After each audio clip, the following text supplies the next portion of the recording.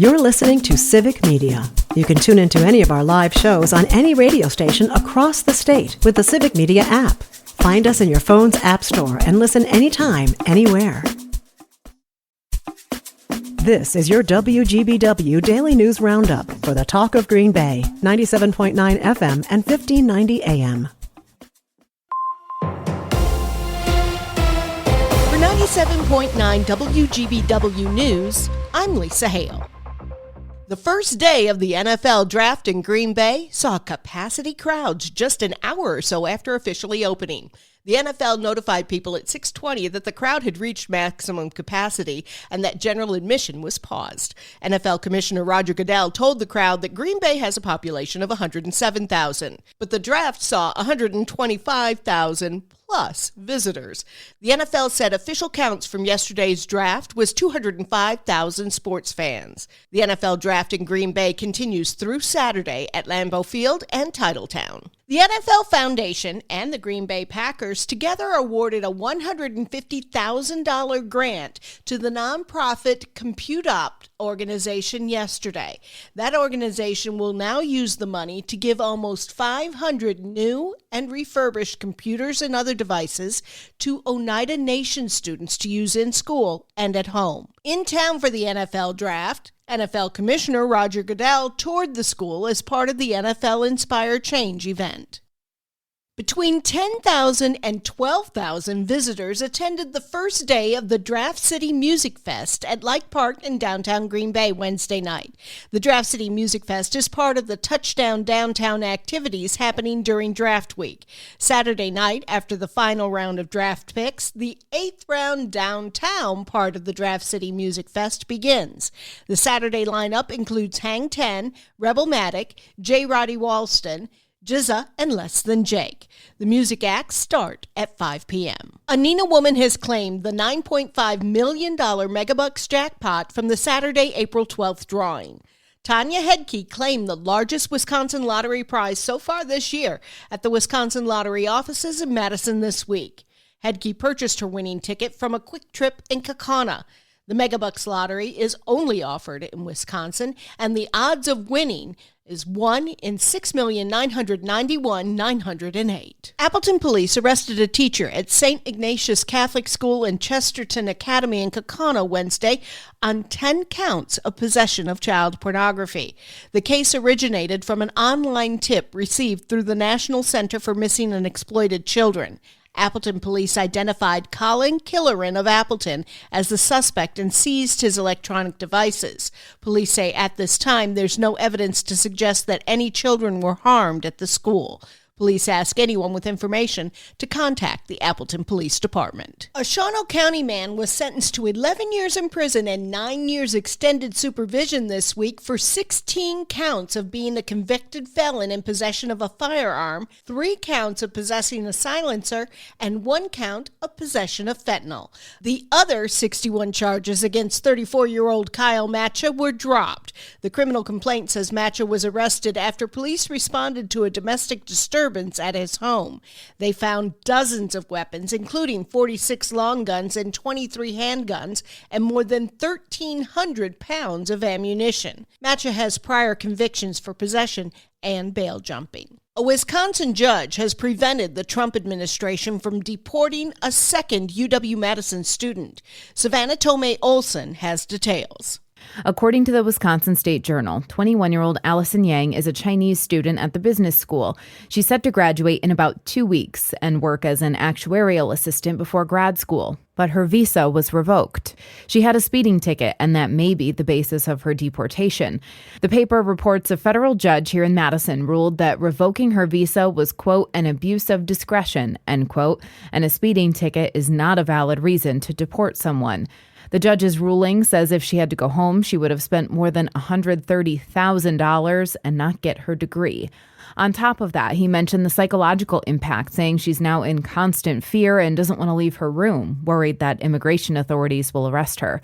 The Trump administration has revoked the visas of at least 40 students across the UW system. Meanwhile, the Milwaukee Journal-Sentinel is reporting a Milwaukee County Circuit judge is under FBI scrutiny for allegedly aiding an undocumented immigrant. Stuart J. Waddles has more. The paper says the feds are trying to determine if Judge Hannah Dugan obstructed federal enforcement efforts by hiding a defendant in a jury deliberation room. Someone was taken into custody by immigration officials April 18th at the Milwaukee County Courthouse. The arrest marks the third recent ICE detention there. Judge Dugan denies any wrongdoing. State lawmakers are divided, with Democrats praising her for allegedly protecting due process, while Republicans condemn what they say is potential obstruction. The Fox Valley Workforce Development Board in Winnebago County and Diversified Woodcrafts in Oconto County received Wisconsin Fast Forward grants yesterday from the Wisconsin Department of Workforce Development. These grants will be used to support training and wage increases. The Fox Valley Workforce Development Board received 2 grants, one to train 24 press operators with Menasha Packaging Preprint and Fox Valley Flexo services. The other to offer 20 people trailer technician training with Masterfleet and Fox Valley Technical College. Meanwhile, Diversified Woodcrafts in Oconto County will use its grant with Manage Assist to offer expanded skills training to 111 workers. The Wisconsin Department of Health Services is reminding residents about Drug Take-Back Day on Saturday. According to a press release, collection bins will be available throughout the state on Saturday for residents looking to dispose of their unwanted or unneeded medications. The sites will accept medications in various forms, including capsules, inhalers, vials, and creams. Medications for pets will also be accepted. A full list of Drug Take-Back Day collection sites, as well as permanent collection sites, is available on the DHS website. I'm Lisa Hale, 97.9 WGBW News. For news anytime, log on to WGBW.FM.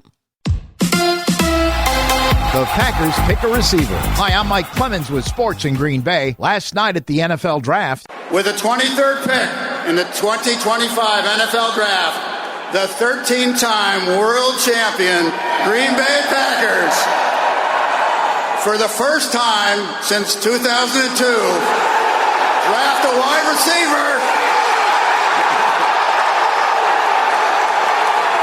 Matthew Golden, wide receiver of Texas. Packers president Mark Murphy, GM Brian Gutekunst on selecting Matthew Golden. Well, I really sent in a different name, but Mark just announced what he announced, so it is what it is. Golden's reaction on being the first receiver the Packers picked in the first round since Javon Walker. It's always been a dream of mine to go in the first round. To know that they haven't picked a receiver since 2002, man, is truly a blessing. NBA, the Bucks and the Pacers for Game 3 in their playoff series tonight in Milwaukee. With sports, I'm Mike Clemens. On your entertainment beat, I'm Pete Schwaba. Lots to see in the theaters this weekend, including good kids stuff. As A24's The Legend of Ochi opens, A24 is making movies like they used to be made, and it's a wonderful thing. Their newest effort, a fantasy adventure, tells the story of a girl who is scared of a rare species called the Ochi. The film is certified fresh on Rotten Tomatoes with 85%. Star Wars fans may or may not like that Revenge of the Sith is being re-released. Only 66% of audiences enjoyed this film.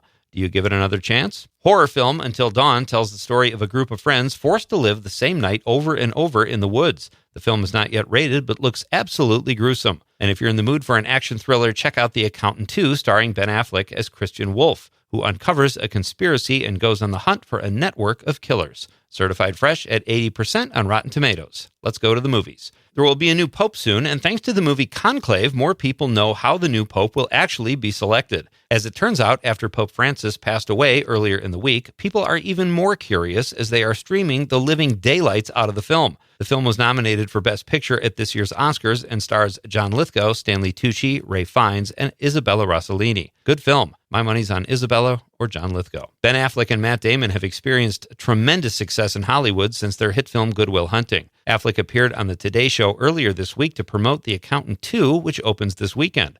When shown a shirtless picture of Accountant 2 co-star John Bernthal next to a shirtless Damon who looks completely shredded at 54, Affleck started teasing him about his physique. Affleck teased him again on the set of Access Hollywood.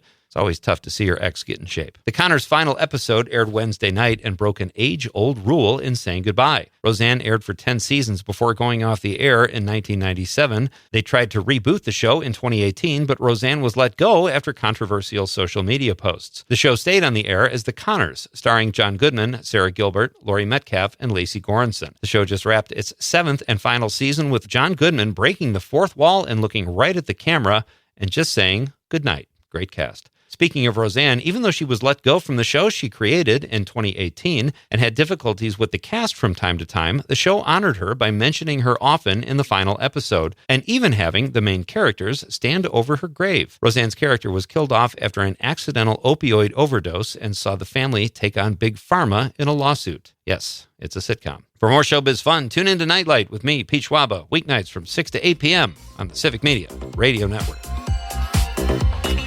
A little fog this morning, then it's going to be mostly cloudy with scattered off and on showers here for a pretty good chunk of the day today. Our high right around 50, bit breezy with northerly wind gusts from 15 to 20, maybe up to 25. Tonight we'll drop into the mid-30s. Tomorrow sunny, upper 50s. By Sunday, partly cloudy in the low 60s. I'm meteorologist Sean Cable. Current temperature 44. That's your WGBW Daily News Roundup from Civic Media. Subscribe to this podcast on Spotify, Apple, or wherever you find your podcasts. Find more news at WGBW.FM. The national news cycle never stops, but it can be hard to find news about your local community. Civic Media is dedicated to providing quality local and state news coverage across Wisconsin. With the Civic Media app, you can get notifications about local stories that matter to you and your community. Find the free Civic Media app in your phone's app store and choose notifications from the menu to tell us what kind of news you want to hear about.